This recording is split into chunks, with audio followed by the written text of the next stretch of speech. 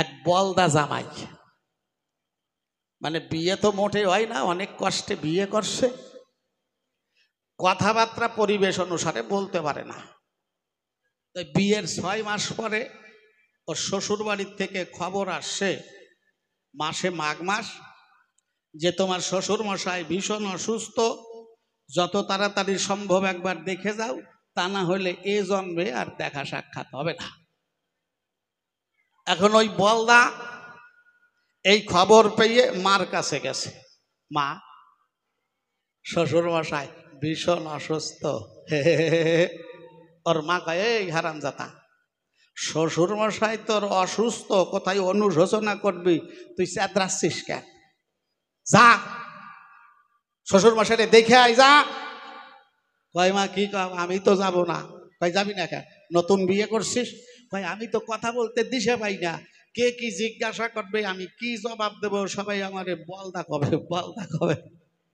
ওর মা বড় বুদ্ধিমতী, ওর মা করেছে বর্ণনা, শোন তোর তৈরি করে কিছু বলা লাগবে না, আমি তোরে যেমন শিখাইয়ে দিচ্ছি সেইভাবে কথা বলবি, দেখবি তোরে কেউ বলদ ভাববে না। কয় তা যদি হয় মা শিখাইয়ে দাও। কয় দেখ, তুই যখন তোর শ্বশুর বাড়ির কাছাকাছি যাবি, শ্বশুর বাড়ির থেকে যারা তোকে দেখবে, দেখবি তোকে বরণ করে নেবার জন্য কেউ না কেউ তোর কাছে আসবে, একজনও হইতে পারে, আবার 3-4 জনও হইতে পারে।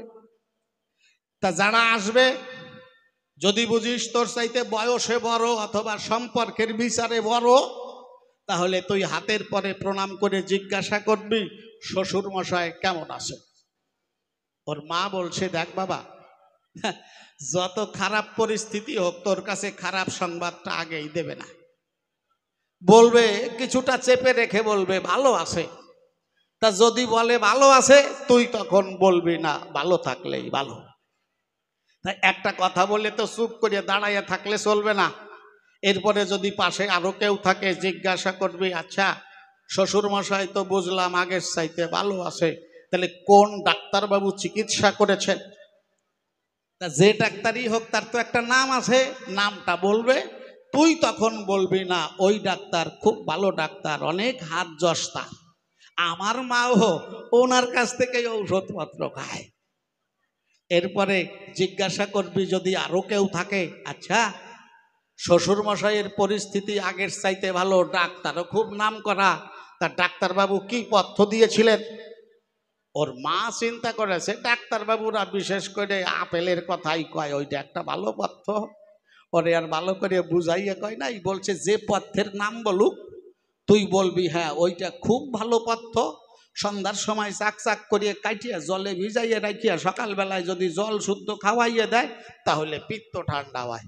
আচ্ছা, এত যদি গোছগাছ করে কেউ কথা কয় তারে বলদ কয় কোন শালায়? এরপরে আরেকটা কন্ডিশন তৈরি হতে পারে বাবা, হয়তো তোর শাশুড়ি এসে বলতে পারে, জামাই আমরা গরিব মানুষ, এতদিন তো টাকা পয়সা দিয়ে তোমার শ্বশুর মশাইকে চিকিৎসা করেছি, এখন তো আমরা সর্বহারা হয়ে গেছি, আর তো টাকা পয়সা নাই, কি করব? তুই তখন বলবি এর জন্য চিন্তা করবেন না, আমি তো আছি। মানে জামাই যদি অর্থবিত্তবান হয় তাহলে শ্বশুর মশাইকে টাকা পয়সা দিয়ে দেশ বিদেশের ডাক্তার দেখাইব, এইটাই হইল মানে। তা সন্ধ্যা রাত্রে যখন মা ছেলে কথাবার্তা হইছে, আমা ধর্মের কাজ ধর্মেই করছে, ওর শ্বশুর মশাই ওই রাত্রেবেলায় পটল তুলছে, মানে মরিয়ে গেছে। হিন্দু ধর্মের বিধান আছে বাঁশি মারা করা যাবে না, আর এখনকার মতো তো খবর পৌঁছানোর জন্য এত ভালো ব্যবস্থা ছিল না, কি বাবা? তা ওই রাত্রেবেলায় শ্মশানের কাজ হয়ে গেছে, আর ওই আল্লাদের চান জামাই সকালবেলায় এক হাড়ি মিষ্টি নিয়ে ড্যান ড্যান ড্যান ড্যান করতে করতে শ্বশুর বাড়ি গিয়ে ওই উদ্দেশ্যে রওনা হয়েছে। তাই শ্মশান বন্ধু যারা ওর শ্বশুর মশাইকে দাহ করেছে তারা সবাই এদিক ওদিক আছে, কেউ ওদের বাড়িতে ওদের কাছে বসে রয়েছে। কেবল তো সকাল হয়েছে, একটু রৌদ্রটা উঠছে, মাঘ মাসে একটু ভালোই লাগতেছে রৌদ্রের মধ্যে।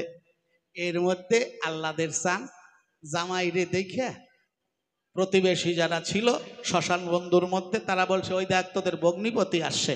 আগে তো জামাই বাবুকে ভগ্নিপতি বলতো নাকি, এখন তো জামাই বাবু কয়। বাবাও কয় জামাই, অনেক সময় ও শালা সুমন্দিও কয় জামাই। আসলে কি যে কি ব্যাপার বোঝার কায়দা নাই। তা বলছে ওই যে তোদের ভগ্নিপতি আসছে, কেউ বলছে ওই যে তোদের বোনাই আসছে। তা ওইটা দেখে শ্মশানের কাজ হয়ে গেছে, ওর শালা সুমন্দির গলায় ধরা বান্ধা হয়ে গেছে, গলায় চাবি টাবি ঝুলানো আছে। আর ওর সুমন্দি, ওর এক শালা আর এক শালি, এরা আস্তে আস্তে ওকে এগিয়ে নেবে বলে ওর কাছে এসে দাঁড়াইছে। আরে বলদা চিন্তা করতেছে মা যা যা কইছিল তাই তো ঠিক আছে। তার সুমন্দি আছে, হাতের পরে প্রণাম করে বলছে, দাদা শ্বশুর মশাই কেমন আছে? ওর সুমন্দি কয়, এইটা গাছ বলত নাকি, শালা দড়া বান্ধে দাঁড়ায় রয়েছি সদ্য সামনে। এরপরে জিজ্ঞাসা করছে শ্বশুর মশাই কেমন আছে, ঠিক আসছে না? তা জবাব দিতে দেরি হচ্ছে, আবার জিজ্ঞাসা করছে, ও দাদা আপনি কানে খালা নাকি? আমি যে জিজ্ঞাসা করলাম শ্বশুর মশাই কেমন আছে, ওর সুমন্দির গা ভিতর দিয়ে কামড়াইয়া যাচ্ছে, দাঁতে দাঁত কামড় দিয়ে কর্কশ্বরে বলছে ভালো আছে ভালো আছে। চোখ টোক মোটা করিয়া যেই কইছে ভালো আছে, ও কয় না যাক ভালো থাকলেই ভালো। এত বড় অশৈলী কথা শুনিয়ে হজম করা যায় নাকি? ওর সুমন্দি চিন্তা করছে বন্ডারে যদি কাইটিয়ে জলে ভাসায় দিতাম তাও মনে হয় সুখ পাইতো। এই গাছ বলদের সঙ্গে আমার বোনটা যে কত কষ্টে আছে তা তো আমি হিসাব করিয়া পাচ্ছি না। এক পাশে যাইয়ে চুপ করিয়া দাঁড়ায় রয়েছে মাথা নিচু করিয়া। এখন ওর তো ভিতরে কথা জমা হইয়া রয়েছে। শালার দিকে আরে আরে তাকাইয়ে বলছে, ব্যাপার কিরে এতদিন পরে আসলাম, কথাবার্তা করছিস না? তো শ্বশুর মশাই যখন একটু ভালো আছে, কোন ডাক্তার চিকিৎসা করেছে বল? ওর শালা দাদার কাছে যায়, কয় দাদা শালারে কি 2 কিল দিয়ে নে মনে কি? দড়া বাইন্দে দাঁড়ায় রয়েছি, এখনো করছে কোন ডাক্তার চিকিৎসা করেছে। ওর দিকে রক্ত চক্ষে করছে জোম ডাক্তার জোম ডাক্তার।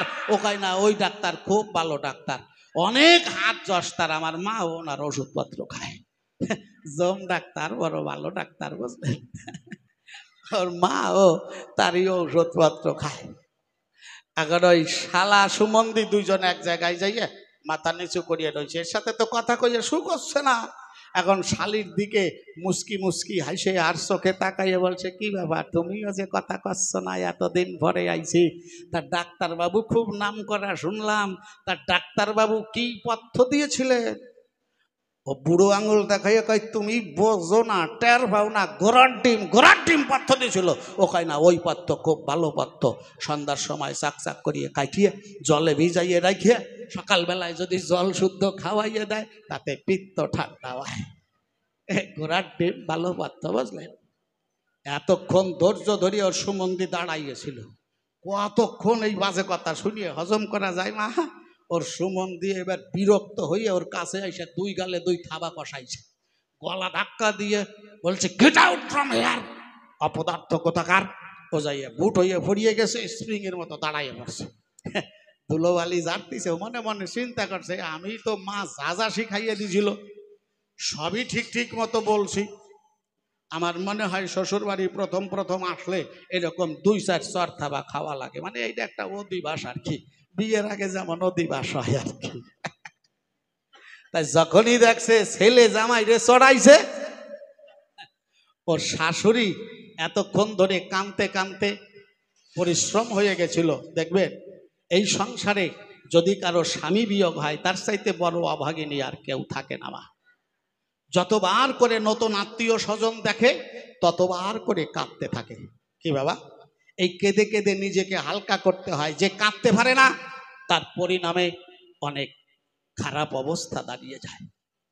তোর মা ওর শাশুড়ি এতক্ষণ অনেকবার করে কেঁদেছে, একটু ক্লান্ত হয়ে গেছিল, একটু বিশ্রামে ছিল, কিন্তু যখনই দেখছে ছেলে জামাই রে চড়াইছে, শাশুড়ি চিন্তা করছে তাহলে তো মেয়ের কপালে কষ্ট আছে।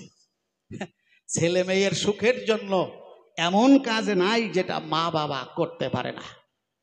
ওর শাশুড়ি নতুন করিয়ে কাঁদতে কাঁদতে আবার জামাইয়ের কাছে আসছে, সামনে এসে বলছে, জামাই আমরা গরিব মানুষ, তোমার তো অজানা নাই, আমরা কত কষ্ট করিয়ে চলতাম, এই বলতে বলতে নেশা খাইয়ে পড়িয়ে গেছে। এখন জামাইয়ের পাঁচ ধারে গড়া করি দিয়ে প্রলাপ বকতিছে, জামাই জানো আমরা এত কষ্ট করিয়ে চলি, গরিব মানুষ তো, তবু তোমার শ্বশুর মশাই কত শৌখিন ছিল তুমি বুঝবা না। ওই যে দক্ষিণের ঘরে দক্ষিণ পাশে যে ইংলিশ খাটটা আছে পিওর সেগুন কাঠের, নগদ 40,000 টাকা দিয়ে গতবার কিনে আনছিল। জানো না জামাই, ওই খাটের পরে তোমার শ্বশুরকে নিয়ে যখন গলা জড়াইয়ে ধরিয়ে শুয়ে পড়তাম, পৌষ মাঘ মাসের 14-15 ঘন্টা বড় বড় রাত ফস করিয়ে শেষ হইয়া যেত। আজ 2 দিন হয় তোমার শ্বশুর মশাই তো মারা গেছে, আমি এখন কারে নিয়ে থাকবো, কারে নিয়ে থাকবো? বলদা হাত ধরে উঠাইয়ে কয়, এই জন্য কান্দেন কেন, আমি তো আছি। এরে কয় লিস্টি করা কথা, বুঝলেন? তা মা, ওই মা তোমারে করিমানা গল্প একটা জানা আছে বলে সব জায়গায় সব গল্প দিও না। যাক,